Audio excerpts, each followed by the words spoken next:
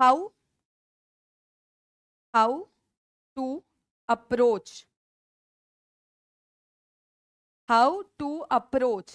case study questions. How to approach case study question, हमको case study questions को किस तरीके से अप्रोच करना चाहिए. याद रखना, केस स्टडी क्वेश्चन में मार्क्स लाना ज्यादा आसान है. क्यों? क्योंकि उसमें कंक्लूजन के भी 1 मार्क है. कंक्लूजन क्या? जो ऊपर लिखा था उसको कंक्लूड. उसमें केस स्टडी बताने का भी 1 मार्क है कि भाई तूने केस स्टडी समझा है कि नहीं. यानी डायरेक्ट क्वेश्चन से ज्यादा आसान है केस स्टडी में मार्क्स लाना, अगर आपने स्ट्रैटेजी पकड़ ली. ठीक है. तो बोलता है how to approach case study question. इसके लिए मेरा मानना है you should write the answer this way, FACT, fact based answer लिखो. सबसे फर्स्ट है कि उस केस स्टडी का फैक्ट लिखो. यानी केस स्टडी में जो भी लिखा है, आपके स्ट्रैटेजी रिलेटेड जो भी लिखा है, जैसे यहां पर क्या लिखा था, डिक्लाइनिंग प्रॉफिटेबिलिटी है, नेगेटिव कैश फ्लो है, एंड सबसे important we are not interested in restructuring and.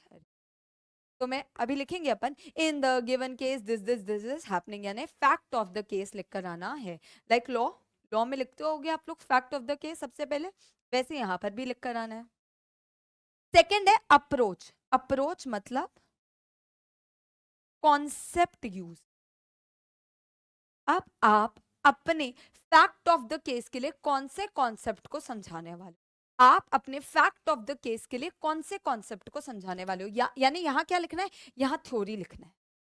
Theory क्या लिखना है कि भाई मेरे हिसाब से डाइवेस्टमेंट होना चाहिए ना, तो मैं नेक्स्ट पैराग्राफ रहेगा अबाउट डाइवेस्टमेंट, कि डाइवेस्टमेंट स्ट्रैटेजी यूज करेंगे और डाइवेस्टमेंट होता क्या है. फर्स्ट में फैक्ट बता दिया, सेकंड में अप्रोच बता दिया कि मैं डाइवेस्टमेंट इस्तेमाल करने वाला. अब आप डाइवेस्टमेंट इस्तेमाल करने क्यों, वो आप बताओगे थर्ड में. Connect the facts and the approach. जो कॉन्सेप्ट का इस्तेमाल किया है वो क्यों किया, ये फैक्ट से रिलेट करके बताना है. ठीक है. ठीक है. और लास्ट है टाई अप कंक्लूजन. लास्ट है टाई अप कंक्लूजन. एकदम प्यार से जैसे लॉ का आंसर लिखते हो, पहले फैक्ट बता देंगे, फिर लॉ बता देंगे, फिर हम दोनों को टाई अप कनेक्ट कर देंगे और लास्ट में कंक्लूजन. यही करते हो जनरली आप किसी भी केस स्टडी का आंसर ऐसे ही देते हो. केस स्टडी में क्या हुआ, मैंने कौन सा अप्रोच लगाया, क्यों वो अप्रोच लगाया, मतलब दोनों को टाई अप कनेक्ट करना और लास्ट में कंक्लूजन. फैक्ट बेस्ड आंसर लिखना है, FACT. क्लियर. लेट्स स्टार्ट ये वाला आंसर. अभी सब क्लियर है कि डाइवेस्टमेंट का इस्तेमाल करना चाहिए था. और बेटा लिक्विडेशन ना किसी का आंसर नहीं, एकदम बहुत क्लियरली बता देती हूँ. आपके सिलेबस से actually liquidation tata bye bye हो चुका है. ओल्ड ओल्ड सिलेबस में लिक्विडेशन था, हालांकि उसमें भी कोई केस स्टडी नहीं पूछा कभी, बट केस स्टडी पूछेगा या तो डाइवेस्टमेंट पे या टर्न अराउंड. ठीक है क्या? आ जाओ, मैं भी अब क्वेश्चन खोल लेती हूँ. पेज नंबर कौन सा है बेटा?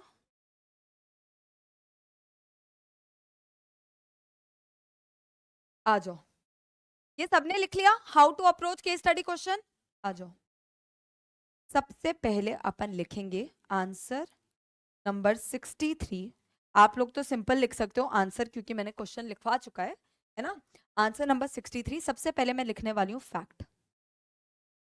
इन the given case, in the given case क्या क्या हो रहा है, इन द गिवन केस क्या क्या हो रहा है. The multinational corporation, the multinational corporation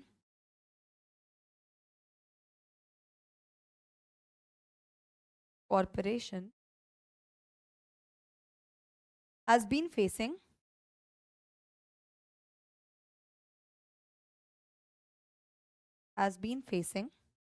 ऐसे लिख लूं क्या पॉइंट्स में, डिक्लाइनिंग प्रॉफिटेबिलिटी,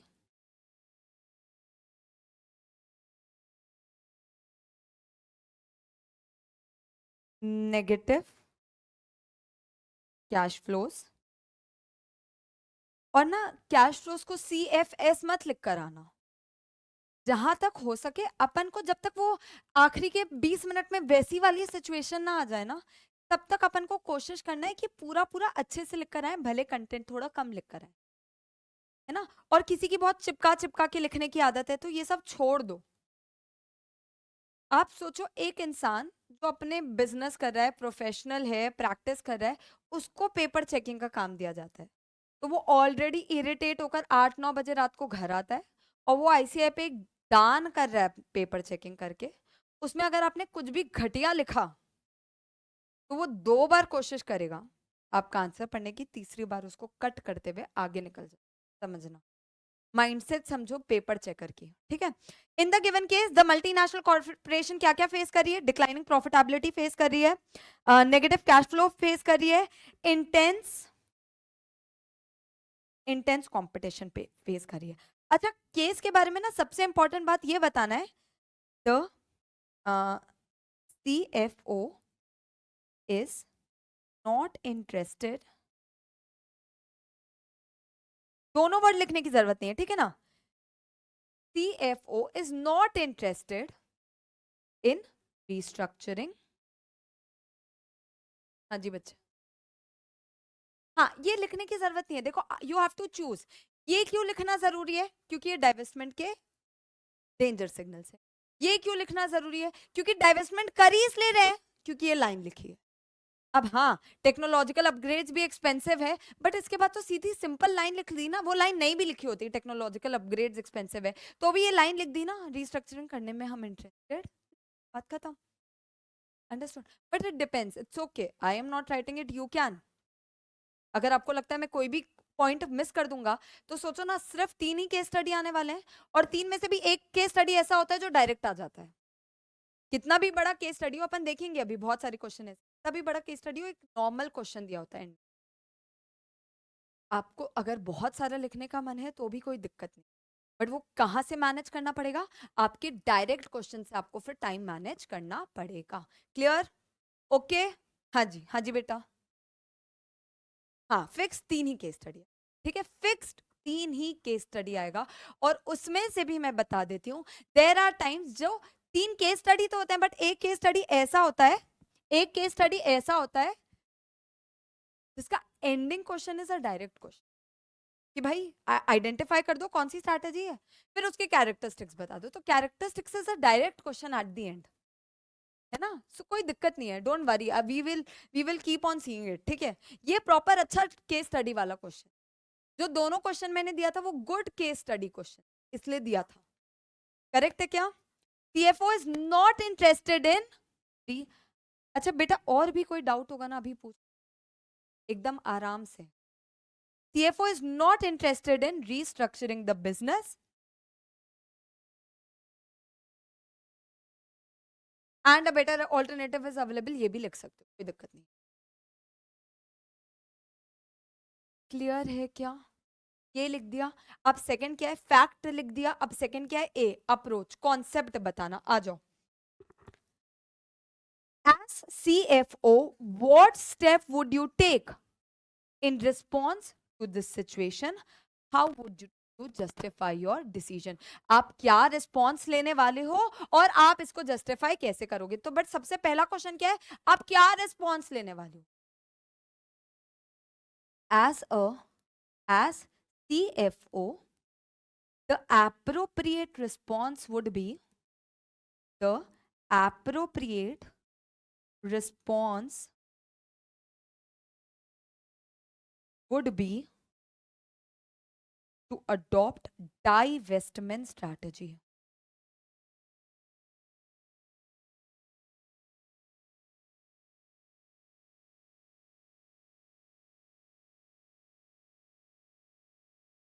डाइवेस्टमेंट स्ट्रैटेजी को हाईलाइट करूं क्या?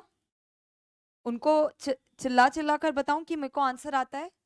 डाइवेस्टमेंट स्ट्रैटेजी को हाईलाइट करो, और ऊपर वाले में नॉट इंटरेस्टेड इन रीस्ट्रक्चरिंग को हाईलाइट करो। उनको बताओ हमने केस स्टडी भी समझ लिया है और मैंने अप्रोच भी तुमको हाईलाइट करके दिखाया है, डाइवेस्टमेंट। Is it okay? हाँ, अब डाइवेस्टमेंट स्ट्रैटेजी होता क्या है, क्या ये मैंने आप लोगों को लिखा है? Divestment strategy, divestment strategy, divestment strategy involves sale sale of a portion of, ये सेम लाइंस लिखा है, पोर्शन ऑफ बिजनेस या डिवीजन या प्रॉफिट सेंटर और लॉस मेकिंग यूनिट्स या प्रोडक्ट्स, जो भी, कोई दिक्कत नहीं है। डाइवेस्टमेंट मतलब sell off a portion of business, पूरा बिजनेस बेचने का क्या नहीं, पोर्शन ऑफ बिजनेस, ठीक है। फिर मैंने और भी 2 लाइन लिखवाई थी, क्या पता है क्या, कि डाइवेस्टमेंट कब अटेम्प्ट किया जाता है, जब टर्न अराउंड अनसक्सेसफुल हो गया, लेकिन sometimes we can take up divestment if you think turnaround is not an option, but sometimes you can take up divestment if you that turnaround is not an option. यहाँ लिखूंगी, divestment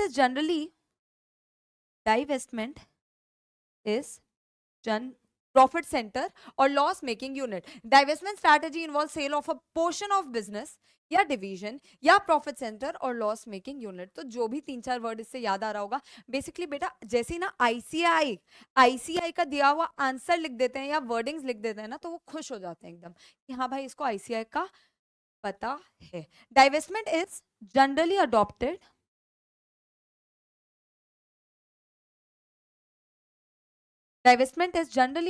when turnaround has been attempted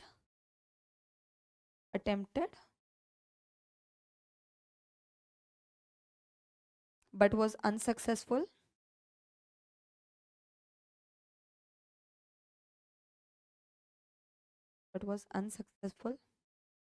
or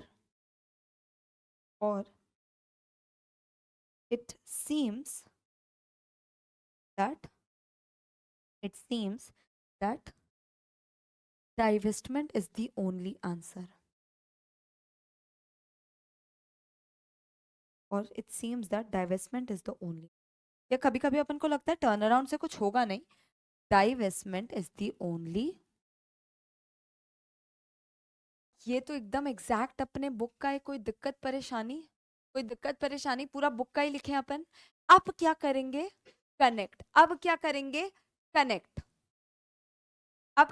connect. वैसे भी second part क्या पूछ रहा है, justify your answer. अब लिखेंगे एक लाइन वापस छोड़कर। ये क्लियर है बच्चा, ये क्लियर है। पहले अपन ने फैक्ट लिखा, फिर अपन ने, अच्छा, और ये मेरे में बड़ा दिख रहा होगा, ज्यादा लाइंस लिया हुआ होगा, ऐसे में it is not a very big answer, it is a very small answer, ठीक है। हाँ जी, this is justified, this is justified bye,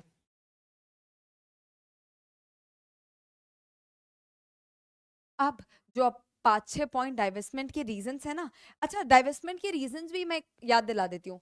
पहला, बिजनेस जो अक्वायर किया था मिसमैच निकला, परसिस्टेंट नेगेटिव कैश फ्लोज हो रहे हैं, इंटेंस कंपटीशन हो रहा है, कंपटीशन की इंटेंसिटी बढ़ी है, टेक्नोलॉजिकल अपग्रेड्स नहीं कर पा रहे हो, एक था कि बेटर ऑल्टरनेटिव अवेलेबल है।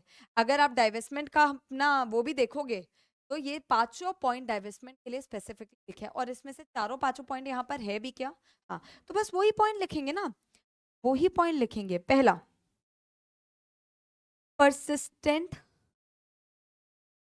persistent negative cash flow,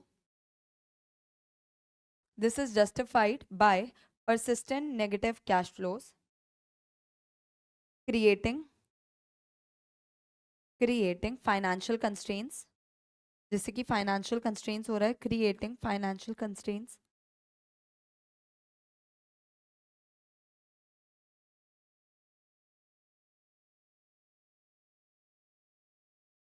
difficult to cope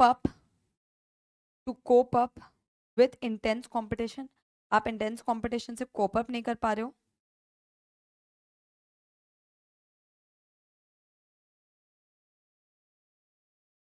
third third क्या था? Technological upgrades are expensive and not feasible for the company, और feasible नहीं हो रही है ये कंपनी के लिए, यानी टेक्नोलॉजिकली अपने आप को अपग्रेड भी नहीं कर पा रहे, and not feasible for the company.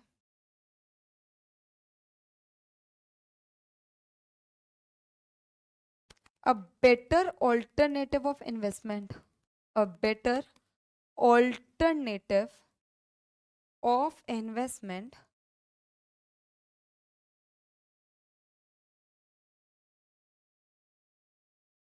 is available elsewhere, is available elsewhere. ये क्यों जस्टिफाई हो रहा है? अच्छा, फिफ्थ एक और, declining, consistently declining profitability, consistently declining profitability.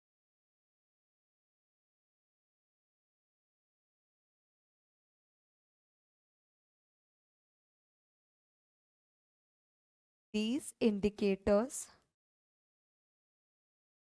indicators support divestment strategy. क्या ये इंडिकेटर्स डाइवेस्टमेंट स्ट्रैटेजी को सपोर्ट करते हैं? क्या ये, अगर इंडिकेटर्स है तो डाइवेस्टमेंट स्ट्रैटेजी करनी चाहिए? हाँ, these indicators support divestment strategy. सारे वही अच्छा, वो भी आप हाईलाइट कर सकते हो ना.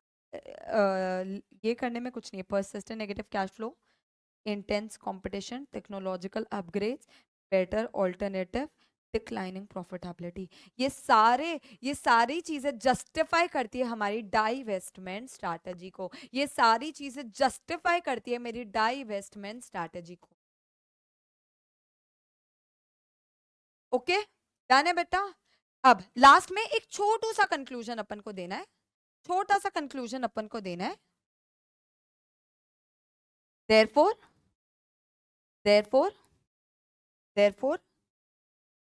divestment strategy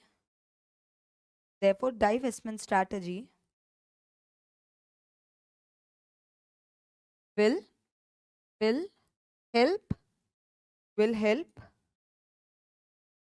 help stop continuous losses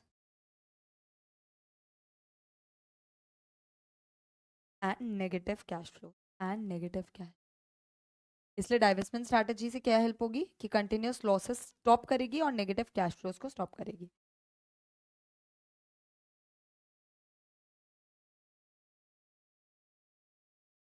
is it okay? ये आपका बढ़िया से 5 मार्क का आंसर रेडी होता है. पहले आपने लिखा एफ मतलब fact of the case, second approach यानी कॉन्सेप्ट, थर्ड कनेक्ट यानी फैक्ट और अप्रोच का कनेक्ट, और लास्ट है टी, टाई अप मतलब giving a conclusion to your answer. Is it okay?